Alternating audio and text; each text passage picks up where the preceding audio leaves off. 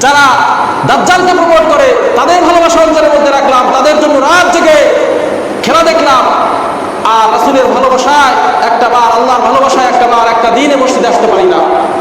মৌত কো সমঝা হে গাফিল ইখতিতামে জিন্দেগি, দর হাকিকত মৌত তেরা ইবতিদায়ে জিন্দেগি।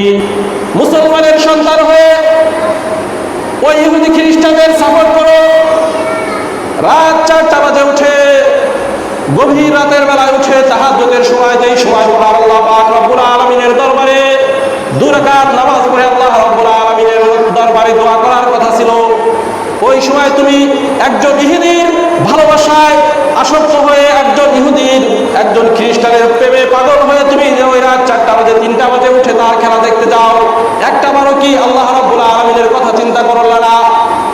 মহান আল্লাহ পাক রব্বুল আলামিন কাল কিয়ামতের দিন যদি তোমাকে জিজ্ঞাসা করে, দুনিয়া তো আমি সৃষ্টি করেছিলাম, দুনিয়ার মুখে তোমাকে আমি পাঠাইছিলাম, দুনিয়ার হায়াত, মওত, রিজিক, সুস্থতা, অসুস্থতা সব কিছু আমি আল্লাহ পাক রব্বুল আলামিন তোমাকে দিয়েছিলাম, ওই ইহুদি খ্রিস্টানকে তো আমি তোমাকে ভালোবাসতে বলি নাই, ইহুদি খ্রিস্টানকে ভালোবেসে রাত 4টা বাজে 3টা বাজে উঠে খেলা দেখেছো, আমি আল্লাহ পাক রব্বুল আলামিনের জন্য তুমি কি আমল করেছো? তখন কি জবাব দেবো বলেন? কি উত্তর দেবো বলেন? একদিন ফজরের নামাজে আসতে পারো না, ওই ইহুদি খ্রিস্টানের খেলা কবে সব তোমার মুখস্থ, কয়টা বাজে তাও মুখস্থ।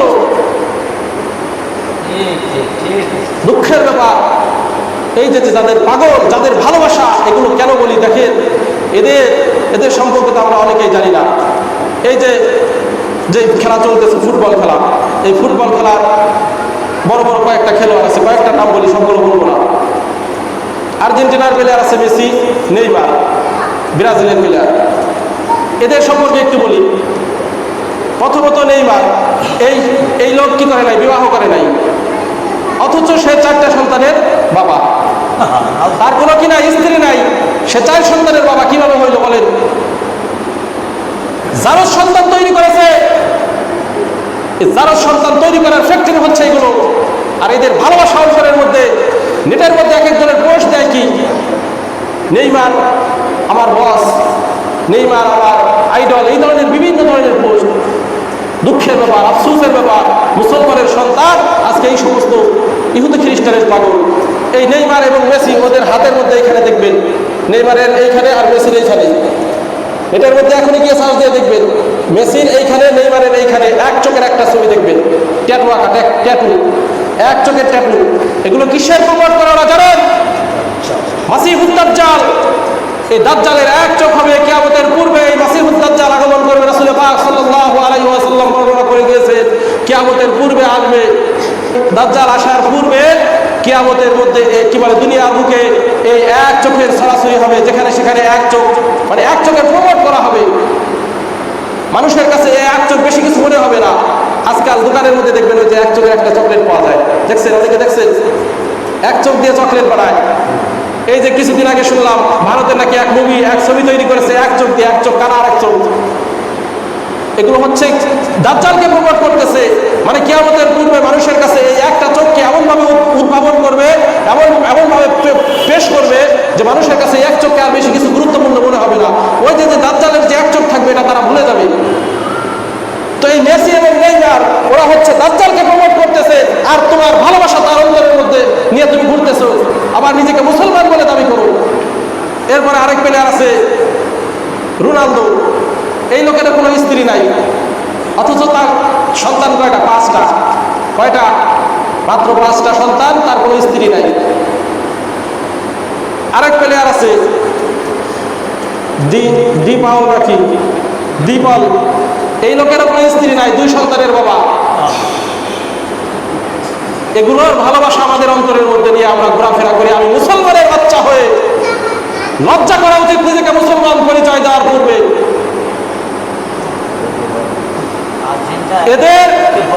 এদের গেঞ্জি, এদের জার্সি পরে ঘোরাফেরা করো। এই জার্সি কেনার বদলে এই জার্সির টাকা দিয়ে তোমার পিতামাতাকে একটা জিনিস কিনে দাও, একটা খাবার কিনে দাও, তোমার মা বাবাকে একজোড়া জুতা কিনে দাও। তোমার পিতামাতা তোমার জন্য মন ভরে দোয়া করবে, যে দোয়া আল্লাহ রাব্বুল আলামিন কখনো ফিরিয়ে দিবে না। আর এদের ভালোবাসা, এদের জার্সি পরে নিজে তো ঘুরোই ঘুরোই নিজেদের ছেলে সন্তানদেরকেও ঘুরাও। সন্তানকে সুন্দর ভালোবেসে একটা জার্সি কিনে দিছে, সন্তানকে ভালোবেসে জার্সি কিনে দিছে, আবার শেষ রাতে যখন উঠে সন্তানকে ডাক দিয়ে নিয়ে যায় খেলা দেখার জন্য। আর দেখছি তাই বলতেছি,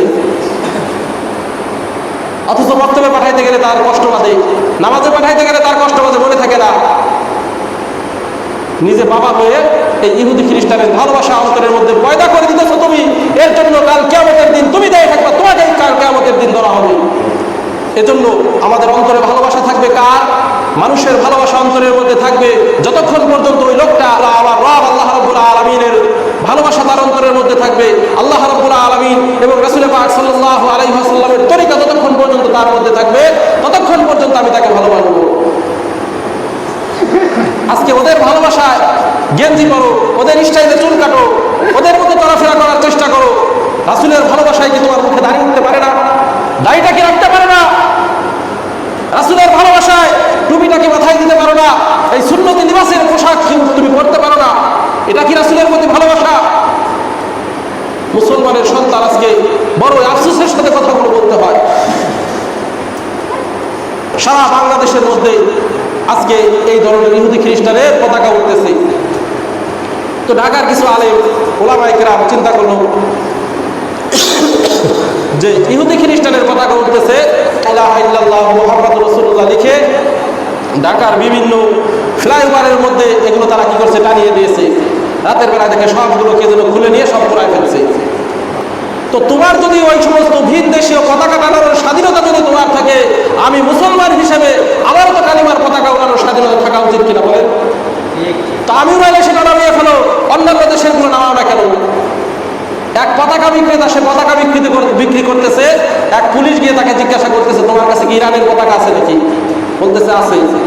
আসতে পার নিয়ে গেল, যেটা বিক্রি করা যাবে না, পরে গিয়ে আমার কাছ থেকে টাকা নিয়ে এসো। এই পতাকা বিক্রি করা যাবে না, মুসলমানের পতাকা, ইরানের পতাকা বিক্রি করা যাবে না।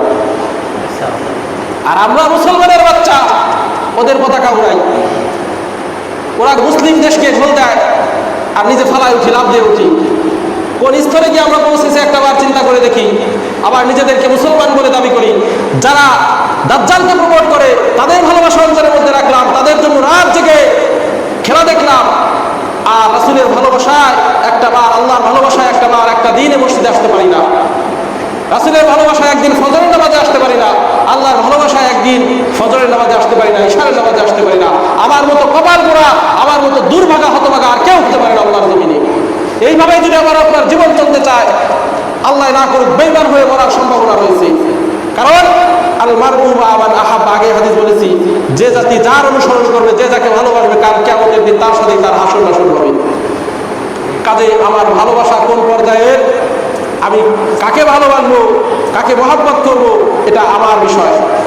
কাল কিয়ামতের দিন আল্লাহ পাক রব্বুল আলামিন যখন কিয়ামতের মাঠ কায়েম করবেন, আল্লাহ পাক রব্বুল আলামিন ঘোষণা করবেন, দুনিয়ার বুকে যারা আমি আল্লাহ পাক রব্বুল আলামিনের জন্য একে অপরকে ভালোবেসেছো, আমি আল্লাহ পাক রব্বুল আলামিনের জন্য যারা একে অপরের সাথে শত্রুতা পোষণ করেছো, ঘৃণা করেছো, আজকে আমি তাদেরকে আমার বিশেষ ছায়ায় দ্বারা তাদেরকে আচ্ছাদিত করে নিব। যেদিন আমি আল্লাহ পাক রব্বুল আলামিনের ছায়া ছাড়া আর কোনো ছায়া থাকবে না।